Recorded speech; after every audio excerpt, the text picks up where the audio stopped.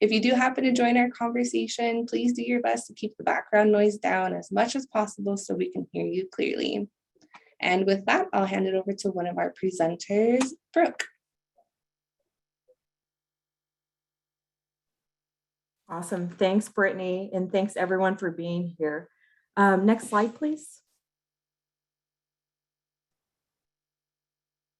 Awesome. So as first, I should introduce myself. I'm Brooke Curtis. I'm the Associate Director of Training and Publications for the ILNet at ILRU. And thanks for joining us for the part one of our conference workshops, which is going to be on identifying the gap today. Next slide, please. I wanted to take some time to introduce our presenters for today. First, we have Daisy Fite.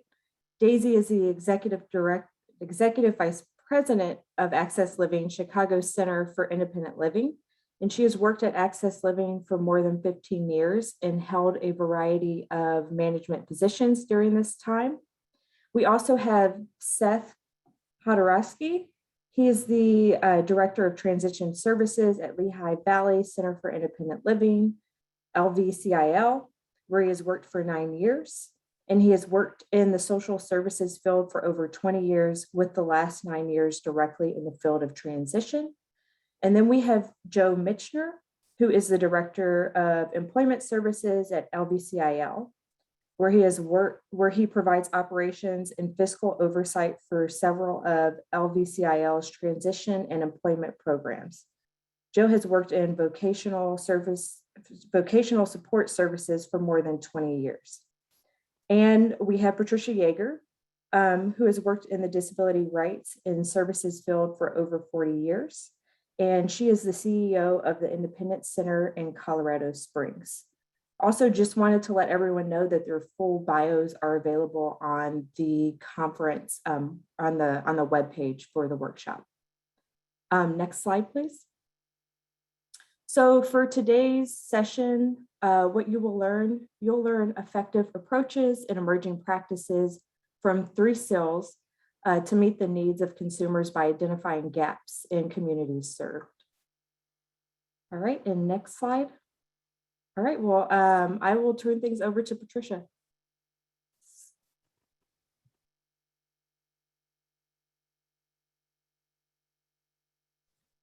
Hello, everyone. I'm Patricia Yeager, CEO of the Independence Center. My pronouns are she, her, and hers.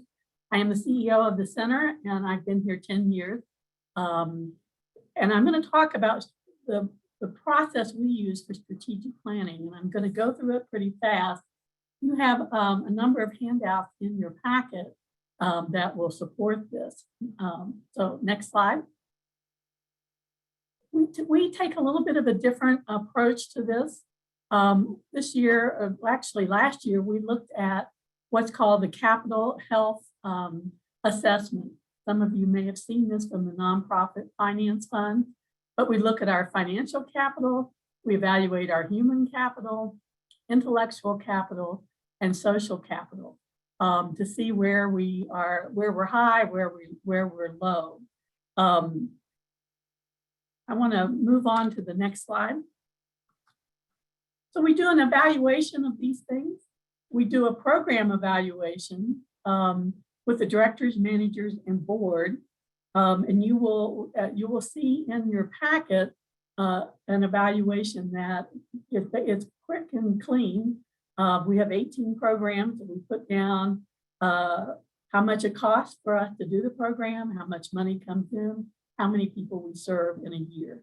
We now have 2.5 years of that data, which gives us an idea of programs that are strong, programs that maybe are not so strong, but they're hard because we need to be doing them.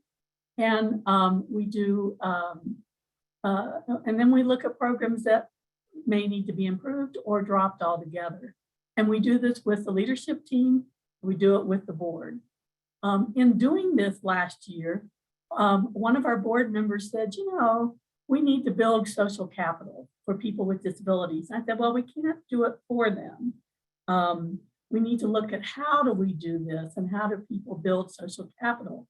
And a picture of social capital in my mind is having a Rolodex or a database where you're in other people's Rolodexes or databases, and they're in yours, and you have a reciprocal relationship with a whole group of people.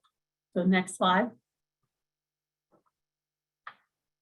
So then we began to, with that direction from the board of social capital, we did a survey with the community, and we asked, in a world without barriers, what would your future look like? And we got 200 responses. We sent out 600, 6,000, not all to people with disabilities. So 200 gave us a good sampling, if you will. It's not a valid research project kind of a thing, but it gave us some themes. And you'll see the themes in the handout that we got. But these themes really guided us, and the answers to the questions were really quite telling. The number one answer was people would, other people's attitudes towards me would be different. I mean, how many of us know that for sure? There are 5 themes. And so then we began to work on those themes. How do we address that? And so we do our work around BHAGs, Big, Hairy, Audacious Goals. And an audacious goal that you might remember is when President Kennedy said, we're going to send a man to the moon, and everybody said, we can't do that. Well, that's our big, hairy, audacious goal.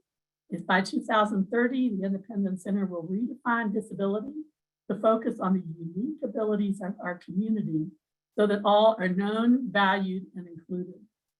And that we are leaping off into a guided, we have a consultant group guiding us. They call themselves Surface.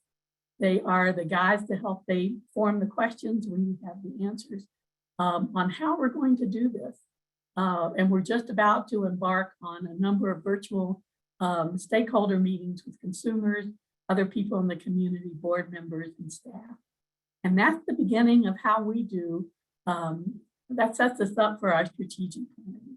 Later on, I'll talk about program design and all of that, but that's how the Independence Center does its strategic planning. And I'm finished.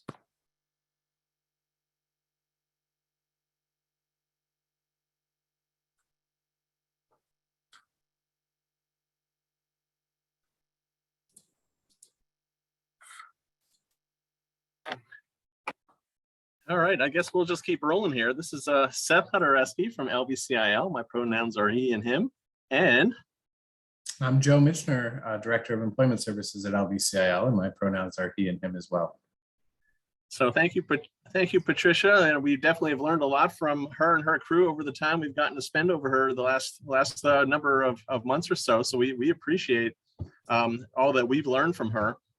But we'd like to talk to you a little bit about LBCIL's approach to program center planning and or to strategic planning, and how we kind of gone about it and shifted our thinking in changing how we go about that strategic planning. So we've been able to take a process similar to and stemming from the concept of person-centered planning, which includes intensive discovery and goal planning.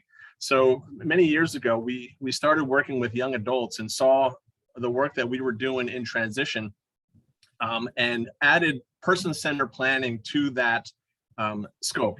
Transition can be a really tumultuous time for people, and that person-centered planning model really helped for those young adults. They were able to really learn about their goals and the things that they wanted to do in life in a very positive and productive way. And we had the thinking, can we look at our center as a living, breathing organism that we can apply person-centered or program-centered planning to? So we did that and have had great results with that. And I'll let Joe talk a little bit. I'll just ramble on all day.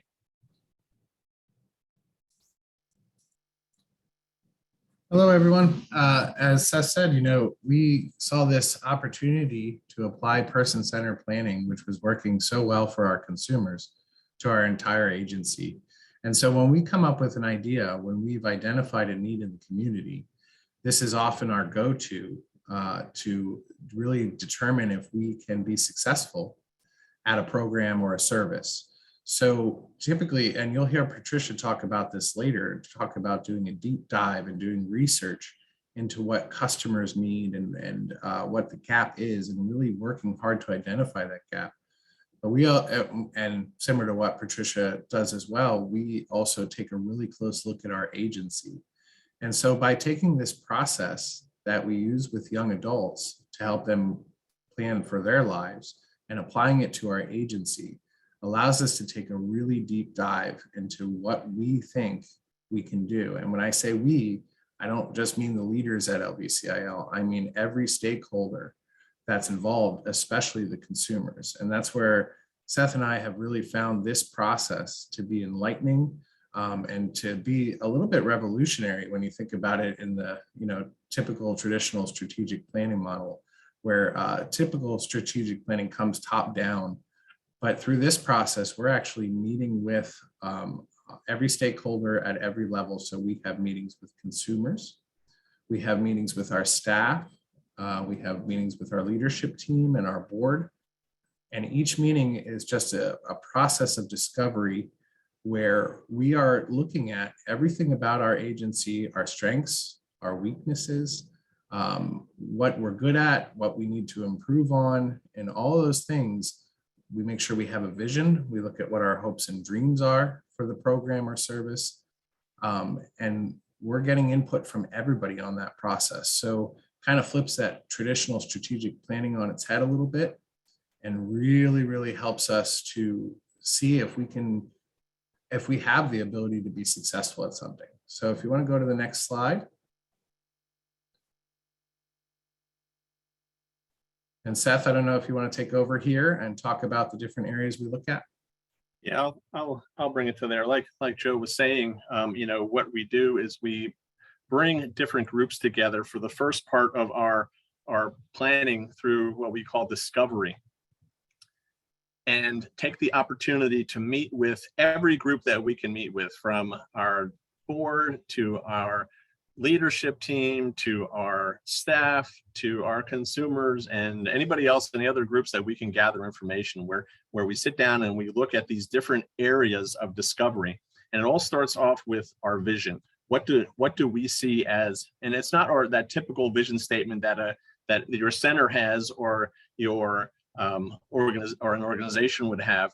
That vision is your vision for where you see things going. And we look at all these things as like changing and evolving. So that vision can change and grow as your plan grows and changes. So, but it all starts with that vision, looking at their vision, or we call it a purpose statement as well, and kind of taking through things there. Then it gets into other areas like Joe was talking about, looking at our strengths and looking at who we are and what we do. And we really have learned a lot about our center by taking our all of our organization through these. So we look at our relationships, who is important to us, who do we need to have be there for what we're looking to do, or what our goals and our objectives are. We're looking at our preferences. We're looking at great things about our center. What really is great, giving us our opportunity to brag a little bit about who we are and the great work that we do day in and day out. That is really purposeful for staff and consumers. It's really cool to hear. Looking at what does not work, not staying true to your vision as a center, mission creep, all those kind of things. Those are kind of things that have popped up. What worries you and concerns you for your future? Looking at things like burnout, or not having funding to be able to do the things that you're looking to do. Getting into your hopes and dreams, really at that broadly, and that could be anything. We've had some great things where our staff have we wish we had a daycare on site, or we wish this or wish that, and sometimes some of those dreams have really become realities, even if they have been far out dreams. So but also looking at at the dreams in the way that maybe it's not something that you can do directly, but maybe you can work something towards it. So really looking at that, and then looking at the supports, the different supports that are needed to kind of accomplish what you're looking to potentially be doing right there and right then at that moment. So I'll pass it back over to Joe. Yeah, thank you, Seth. So you can see we do a lot of work when we come up with an idea and identify a gap that we think we're going to pursue and start a service and program. And I'll tell you, it's worth it, because all this legwork really gives us a clear picture of what exactly we're capable of as an agency to support our consumers. And so it saves us the trouble of going down paths in a lot of ways that would end up very unsuccessful. So we spend all this time gathering all this information, and then we analyze, we look at it, we look for themes, we look for our priority areas, things that we have to even have goals and action steps before we even consider starting a program or service that we want to do. And then that helps us really come up with clear and precise action steps. And when you get to the action step phase, well, there's not too many ways to write action steps and goals that are very different. So we stick with, clear and precise action steps, having people responsible, a timeline, and progress and updates as we go. But what we've found by doing this process is not just about knowing what we're getting into and knowing if we have the capacity to do it. It creates buy-in. When you go to this level to start a service or a program with your staff, with your consumers, they intrinsically are motivated to support it because they've been a part of that planning process, had a chance to give input and feedback. And it's really changed the way our culture as an agency when we pursue something. It's, sometimes I think when the decision is made up top to pursue a service, people who have to do the service or get the service go, wait, what are we doing? Why are we doing this? And I think this is a really effective way to get people on board with a lot of the ideas that we're coming up with and the things we want to pursue. Seth, anything else to say? Yeah, just to say, I love the process of it all, and the fact that how we view it as a living, breathing document that can change based on the needs of our organization and where they are, and how we incorporate looking at the goals and action steps that we have accomplished, because we embed that into our team meetings, and it's on our agenda. So, it's not just something sitting on a shelf somewhere. It's something that's actively being looking at constantly to making sure that we're hitting what we need to hit and updating where we need to update. So I think that's it. Well, just one quick thing to add, Seth. This is in a nutshell. Everything I feel like we're talking about is really fast and really quick here in this presentation. But if you're interested in more information, Seth and I would, of course, be open to talking to anybody. Just feel free to contact us. And that's it. Thank you.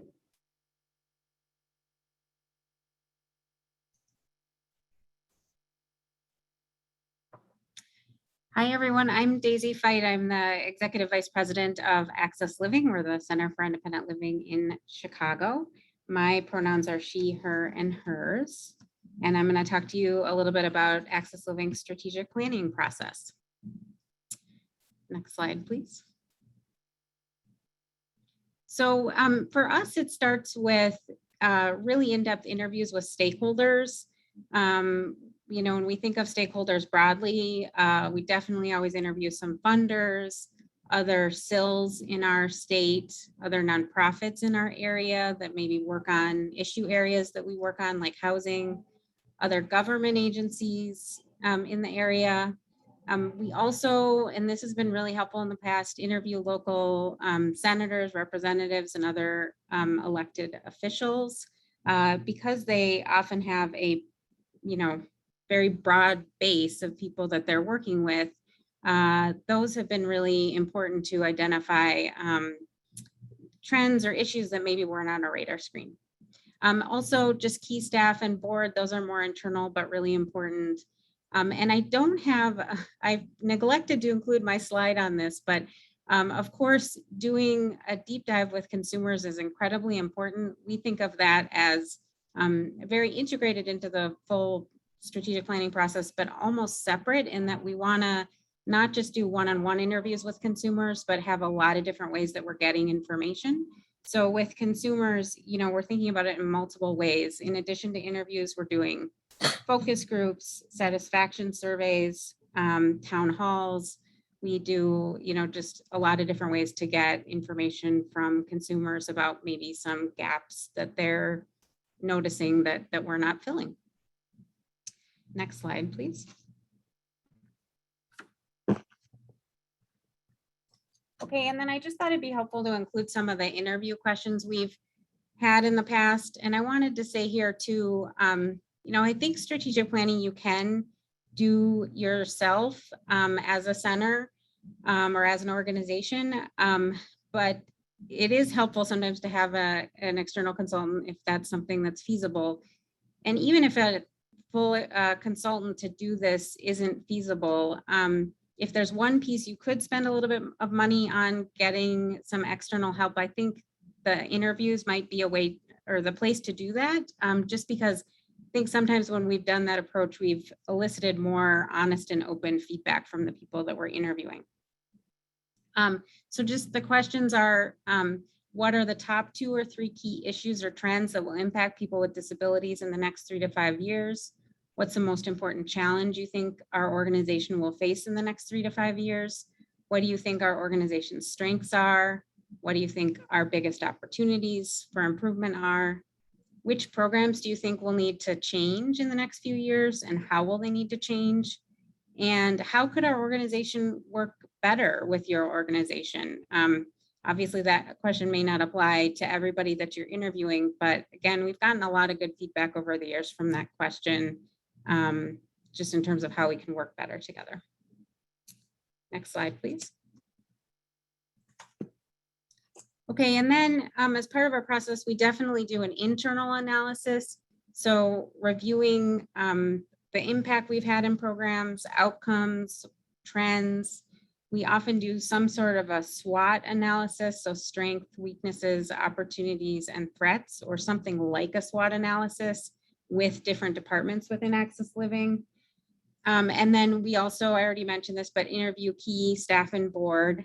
And then looking at financials and resource allocation is really important as well. You can look at financials over like a 5-year period and identify maybe funding areas where things have, your funding is waning and you may need to find a way to buffer that. And then just looking at resource allocation is good. Both Patricia, Joe, and Seth, I think all mentioned this, but this is also a time you're not just identifying new gaps, but also potentially identifying programs that aren't working, and looking, closely at financials and resource allocation can be a way to do that. Okay, and then for us, normally we do such a deep dive with all the interviews that we're doing and the different ways we're getting information from our consumers and the internal analysis, that's usually bringing to the fore a bunch of ideas that seem pretty good on the face of it. And so we've found it helpful then to go through a strategy screen, or this is just a method to prioritize those good ideas that are coming up. And the way, you can kind of figure out for your own organization what screening criteria you want to use. But for us, it has typically been things like, we want the program to build on our organization's existing strengths. We want it to be feasible for the organization to scale the program for maximum impact. We want us to be able to excel at the program, not immediately, but within a reasonable time frame. We want to know for sure that the program is clearly needed and that there's not a lot of competition, that it complements other programs at Access Living and it helps increase their impact or success.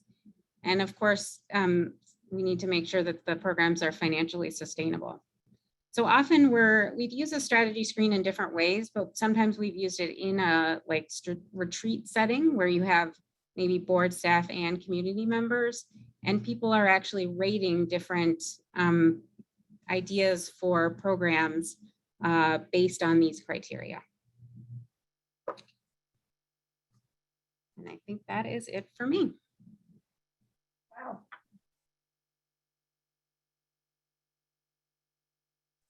Awesome. Well, thank you all for telling us a little bit more about your strategic planning and how your organizations work to identify gaps. So right now, we wanted to allocate a good portion of this presentation to audience Q&A. So if you have some questions for the presenters, or maybe you want to get some feedback on a challenge that maybe your cell's experiencing, feel free to drop that in the Q&A.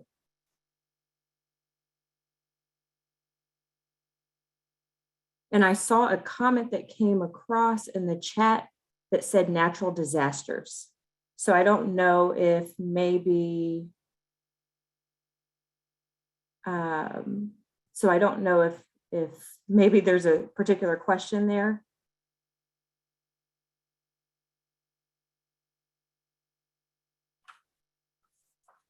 And also, Brittany, just let me know that if you wanted to raise your hand, we could unmute you.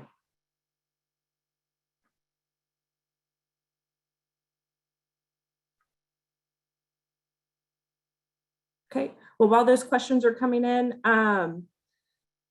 question for our presentation team is, how has your organization utilized data to identify gaps?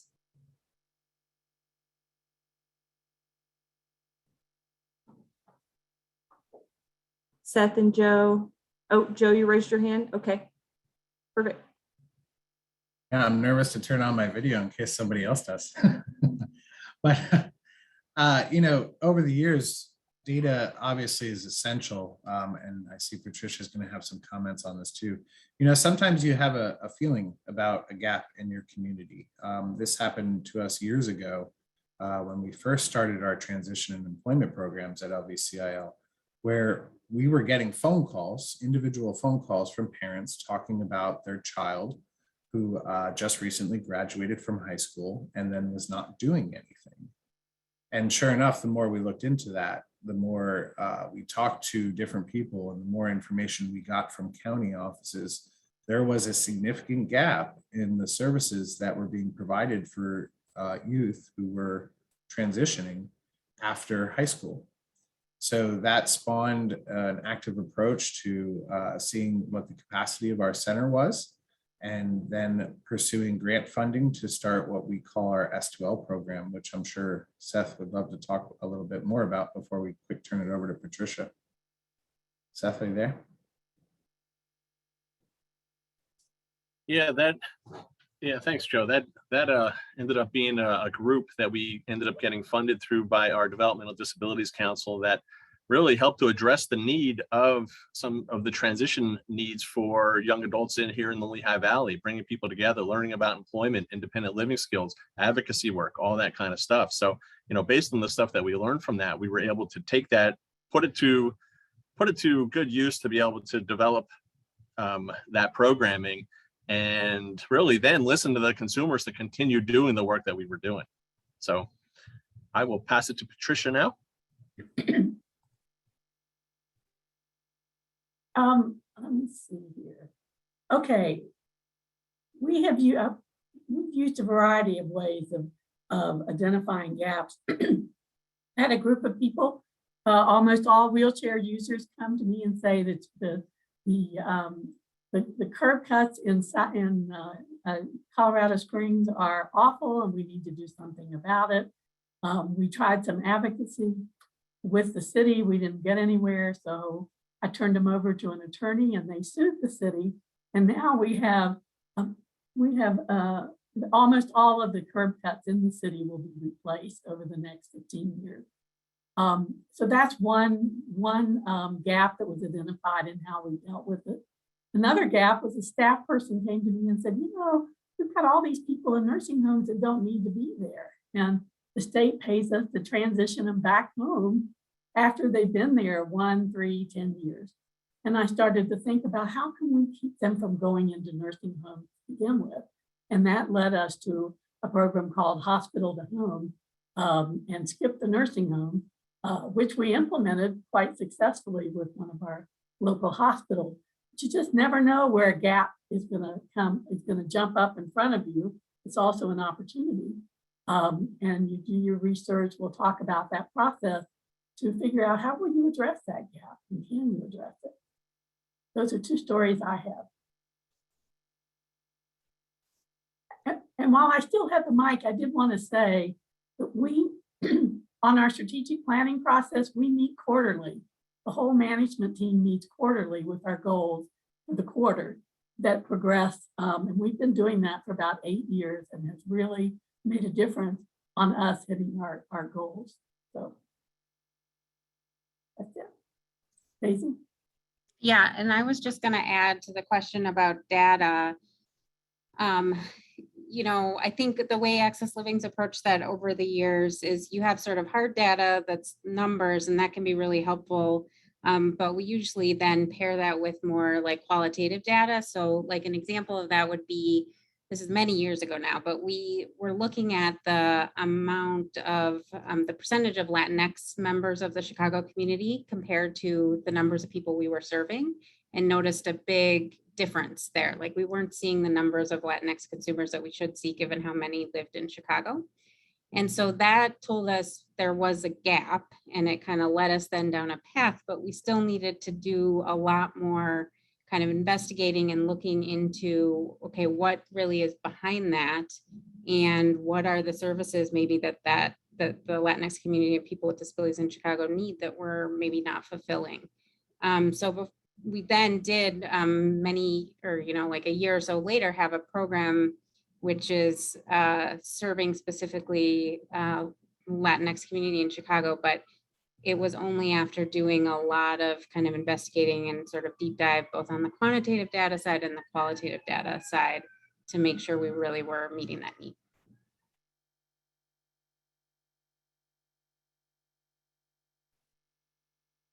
Okay, great. And we have had a question. This is Brooke. We've had a question come in.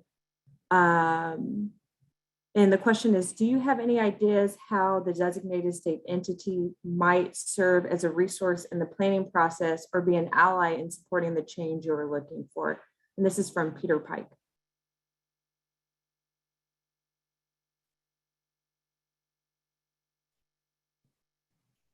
And presenters, feel free to turn your cameras on during the Q&A if you'd like to.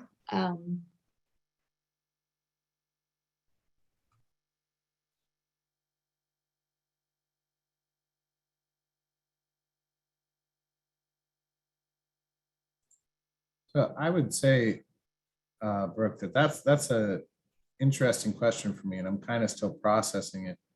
I'm not sure I understand what designated state entity refers to. Can somebody help me with that? The DSC. Oh, okay. Yeah. Yeah, which we don't deal with much in Pennsylvania. Right. Seth, any comments? Yeah, I was just trying to find the question again so I could read it. Sorry. I can put it in the Q&A too, I think. Let me see. Yeah, if you don't mind.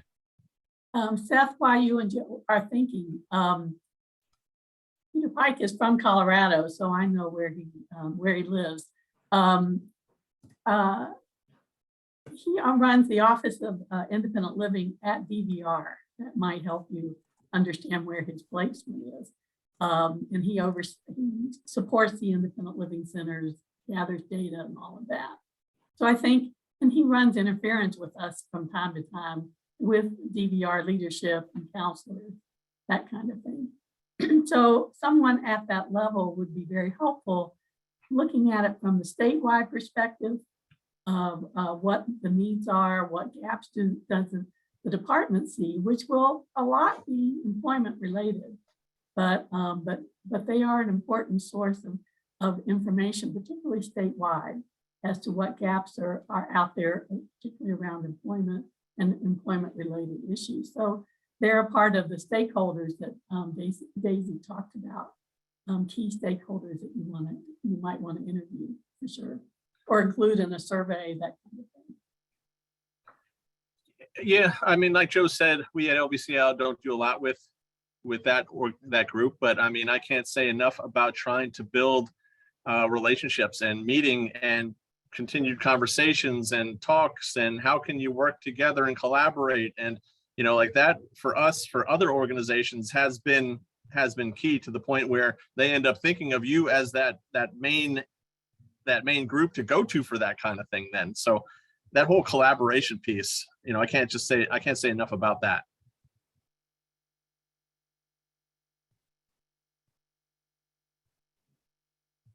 Awesome. Thanks for that question. And we do have we have some questions in the Q&A. So from April, how many surveys do you have? What do you include in your satisfaction surveys for consumers?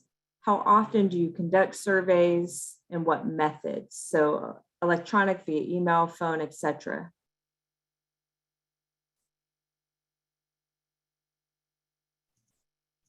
I can start with that one. I hope I remember all the points. I mean, for our satisfaction survey, we actually coordinate it statewide with most of the other centers in our state. So we're all agreeing upon the questions for the basic consumer satisfaction survey that we're doing. So they're pretty basic questions that would apply across centers, some that are in more rural areas, some that are in more urban. We do ours quarterly. And it's actually primarily mailed still at this point. We do some of it by email, but honestly, mostly it's mailed. Was there another question in there, Brooke, that I'm not answering? No, I think you got them all. Yeah.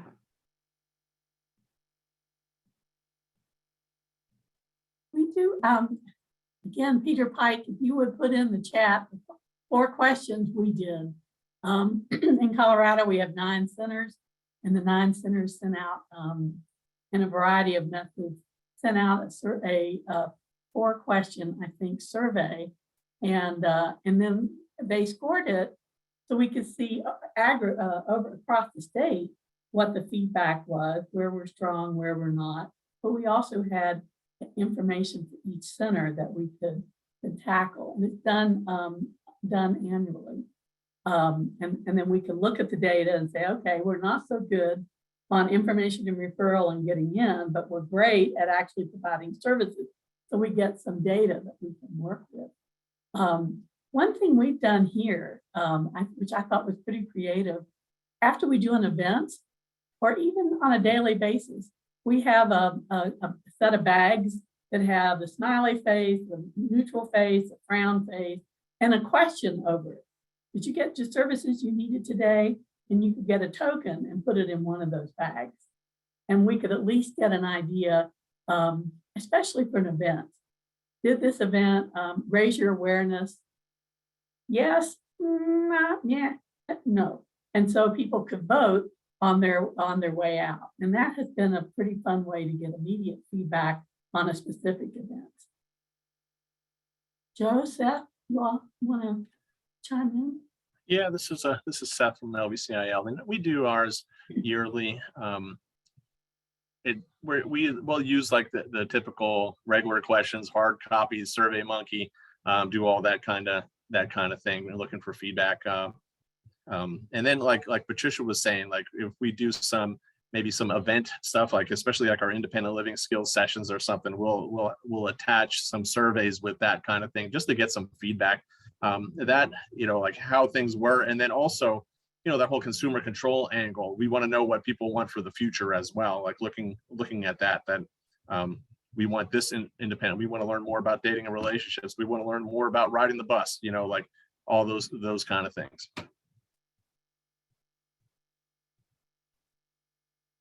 Awesome.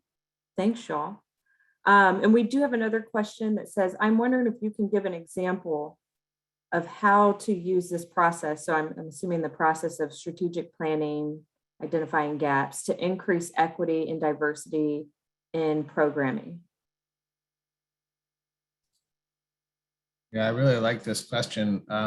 And just wanted to kind of go back to the process of discovery that we use for our program-centered or agency-centered planning. We actually helped another nonprofit go through the process of it. And this came up a lot of times as being one of the most important aspects, one of the priority areas for that agency. And it was great because in those discovery sessions, we could really flesh out what that meant and what tangible and concrete goals could be set and action steps that could be pursued. And I think that really helped to have everybody in the same room, providing, you know, from the consumer level, staff level, all those different levels that you do discovery with, that all the other presenters have talked about, having that input and being able to flesh out what that means and what it would mean to them, and things that the agency can improve on and do differently to increase diversity and equity. Yeah, and I would just say, I mean, to me, the really important thing there is to make sure that the process for getting information is really inclusive, and especially inclusive of communities maybe that you're not currently serving at your CIL or that aren't well represented in your board and your staff. And go, you know, I know this may not track as much in different areas, but like in Chicago, you know, we're a big urban area with lots of different neighborhoods that some, you know, are primarily Latinx neighborhoods, some primarily Black. So making sure we're getting into communities where people live too, and not just expecting them to come to us to give the information. So like how you go about, you know, getting the data is also really, really important.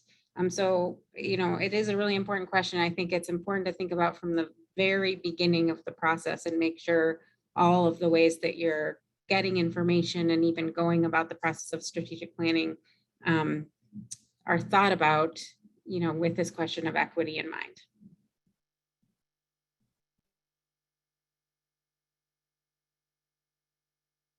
It's great. Thanks, y'all. Patricia, just before we go on to the next question, did you want to add in? No, I mean, the idea is that the key to this is having people of color, people with different perspectives participate. So we're responsible for making sure that we reach out to those communities, that they may not be comfortable reaching out to us or even know about us. So it's up to us to do that. Awesome. Thank you. Okay, so our next question comes from Susie. Can any of you imagine a course forward in building a bridge between the ILCs and silks and the population with chemical, electrical, Wi-Fi hypersensitivities? Morale is not high. So I think that's two questions, two separate questions in one.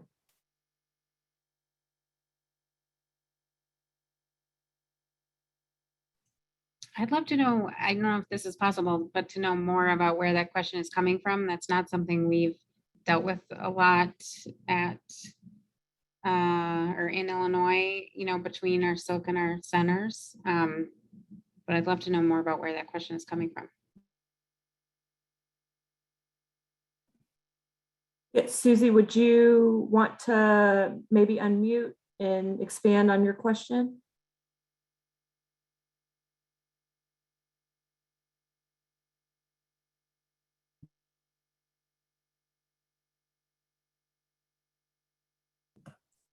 Okay. Also, we can come back to your question too. Just if you want to message Brittany, Mary, or I in the chat, and we'll unmute you. Okay, so our next question is, do you have any strategies for engaging? I think I just became unmuted. Okay, I think so too. Okay, thank you. I work with a lot of people with little different disabilities, among which are chemical and electrical sensitivities. And there are no codified access provisions. That wasn't addressed in the early days of regulation formation. And that's been 30 years. And I've worked at different independent living centers and done presentations before on occasion with ILCs. I really think that people like me, people with this disability, do belong in the mix. And I gotta admit, it has not gone swimmingly. And when I interact with people with these kinds of disabilities, lots of times they'll say, Susie, why are you still trying to do that? There's nothing for us there. We've tried, we've gone there, we called them, they said nobody on staff knows what to do, just drop it. And I can't. It just is so clear to me that we belong in that mix. And I have not been successful at making the introductions.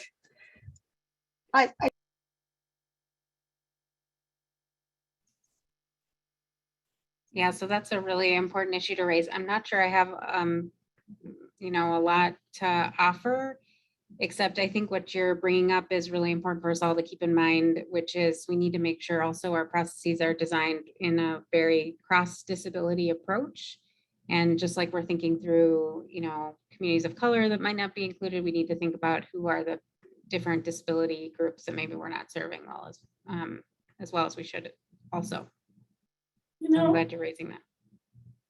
it occurs to me that this could be a strategic plan process that statewide, and we've done that in Colorado, where we talk statewide about chemical sensitivities and how would we handle that, and what will we do in the center, and we have policies around that.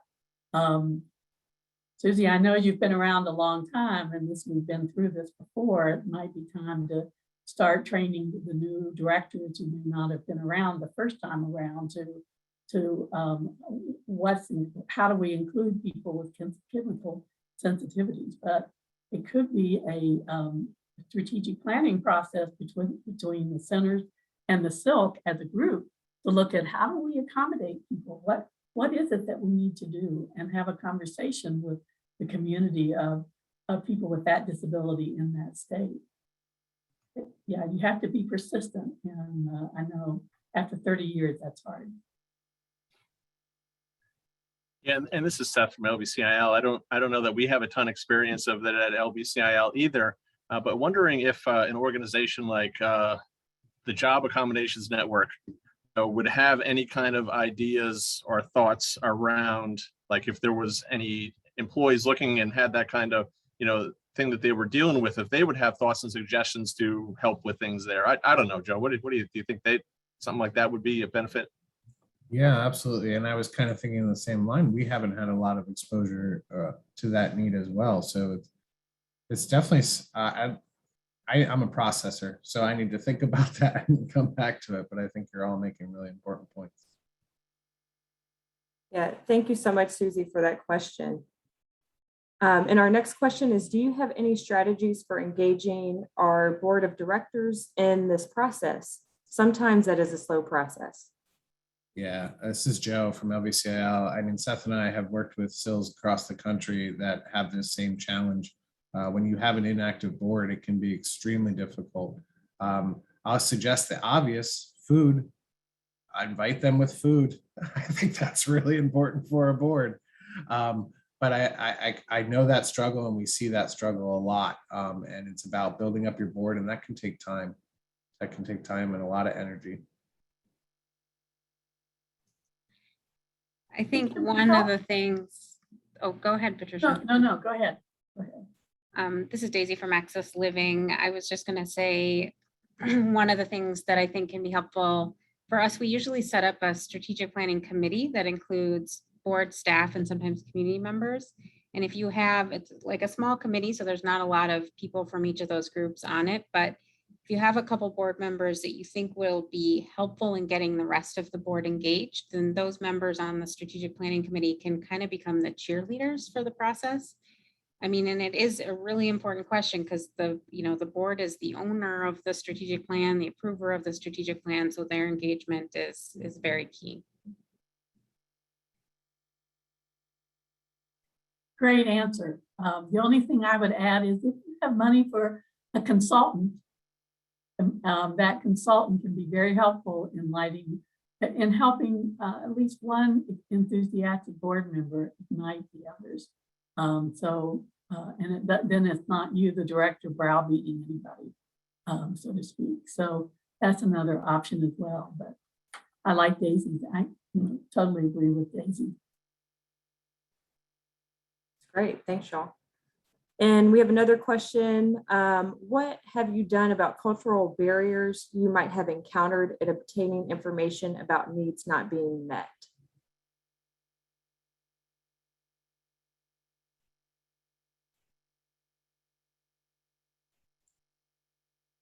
It's a great question.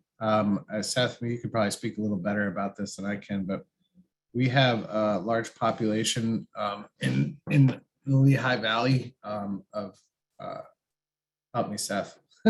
I'm not feeling well, folks, but I'm trying.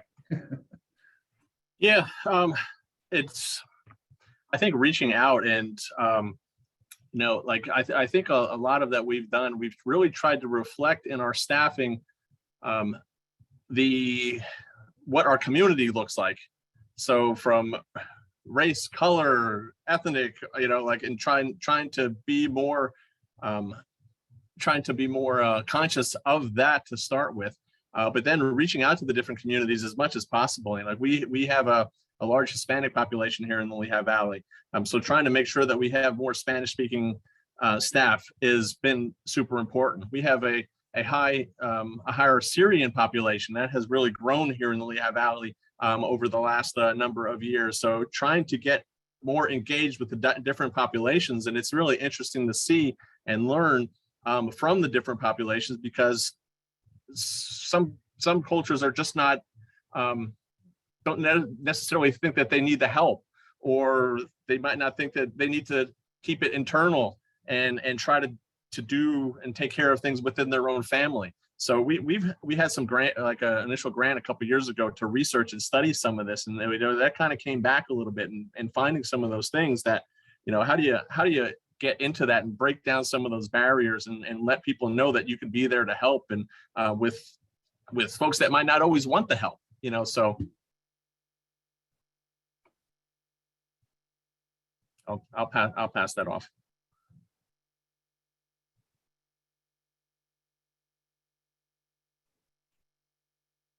Okay, perfect. And we have one last question in the Q&A, which is, my still has been working remotely since the beginning of the pandemic, and we are also looking for new office space. I worry that consumers are not able to receive the same level of service because either they do not have access to the internet or are not comfortable with computers.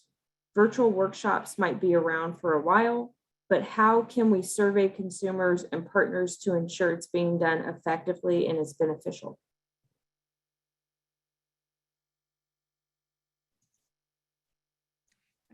So this is Daisy again from Access Living. When the pandemic, not right when it began, but maybe 6 months in, we did do a survey with consumers that tried to get at some of what you're talking about, maybe not specifically the question, but just by having our program staff call all of our active consumers and ask them a list of questions. A lot of it had to do with technology and what they had access to and what the biggest barriers were that they were facing. A lot of them said things like social isolation and things like that. And actually, as a result of that survey, then we were able to get funding to do a pilot program to get people with disabilities, our consumers, not just technology, but connected to, broadband, and then also training on that technology and making sure it's given to them in an accessible way. So we have that pilot project going on now.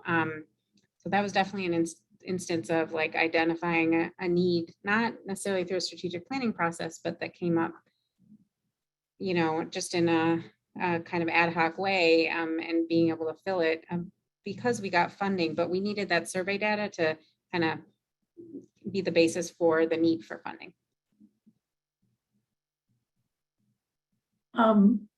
We did something similar but we didn't do a survey. We were noticing that people were calling us saying, hey, I can't get on, I'm isolated. So as a part of B Center, we did not get funding from the government, but our AAA, Area Agency on Aging, gave us funding to place equipment and broadband and training in seniors and people with disabilities, particularly in the mountain areas. And it has been phenomenal. Seniors who said, I'm not getting on that computer. Well, the pandemic sort of forced them, and now they are loving peer support. We have more people in our peer support groups online than we've ever had before inside the center, because they can't always get here. So it has been a win for us, and we continue to seek funding to get more equipment and broadband out to, or hotspots really, out to people in the mountains, people out on the plains and in the city. There's money out there to end social isolation, and that's one way to do it.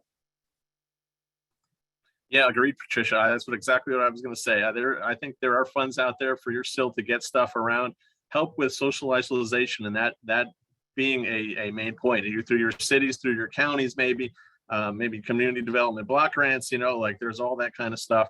Some ACL funds, your AAAs. We've seen some of that too, where we've been able to get people tablets. We've been able to get people Wi-Fi hotspots. We've been able to help, get our staff cell phones so that they can just make sure that we're reaching out and checking in on people, making sure they're all right, inviting them to peer group. And that, like Patricia said, that has really opened up a whole bunch of people that have never been able to get to peer support can now get to peer support. And it may be the way of the future of where things go for people. We love the in-person stuff. Don't get me wrong. Like if we would, that's our bread and butter. But if that's someone's option and what they can do, that's a plus. So right there with you. Awesome. Thanks so much to our panelists for being here, and thanks to everyone who attended.